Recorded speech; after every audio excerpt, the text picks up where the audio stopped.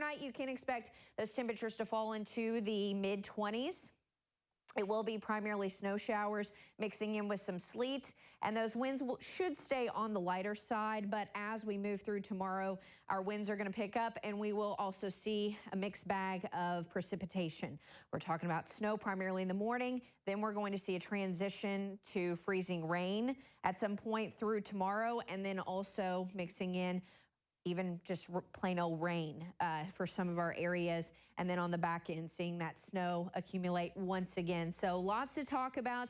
Highs are going to be right around the upper 20s, lower 30s, but that's not going to be for everyone. And that's where we will see, that's why we're going to see those changing conditions and different types of precipitation through your Sunday and into Monday. And then I just want to point out, tomorrow is going to be very blustery out there. So not only are we dealing with winter-like precipitation, we're also dealing with strong winds, and that's going to make those wind chills feel more like the upper teens and lower 20s. But as we move forward to what's coming our way, you can already see some of that snow and sleet moving into southern Illinois. But for the rest of us, we're dry and cloudy. Lots of activity moving through Missouri, back over into Nebraska and Kansas.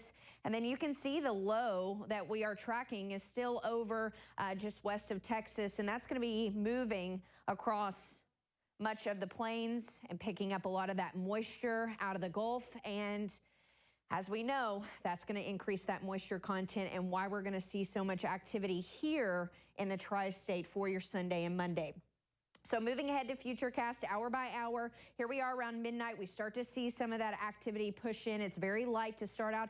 Then it becomes more widespread as we approach the early morning hours before daybreak. So we're below freezing. That's why I do think we'll see snow widespread, still mixing in some sleet. And then we will see more of that mixing through the morning hours.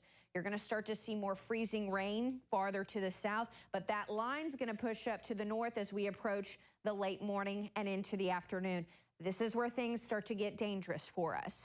So I am going to suggest that you don't get out at all tomorrow, but if you have to get out at all tomorrow morning, it's going to be that time you want to, but after tomorrow morning, it's likely going to be a no-go, because we've got freezing rain that's likely going to impact the entire tri-state.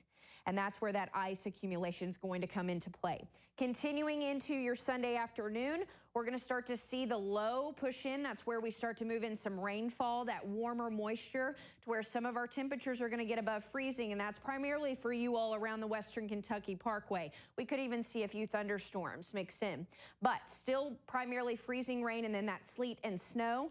As we approach the back half of your Sunday, we begin seeing some of this dry out.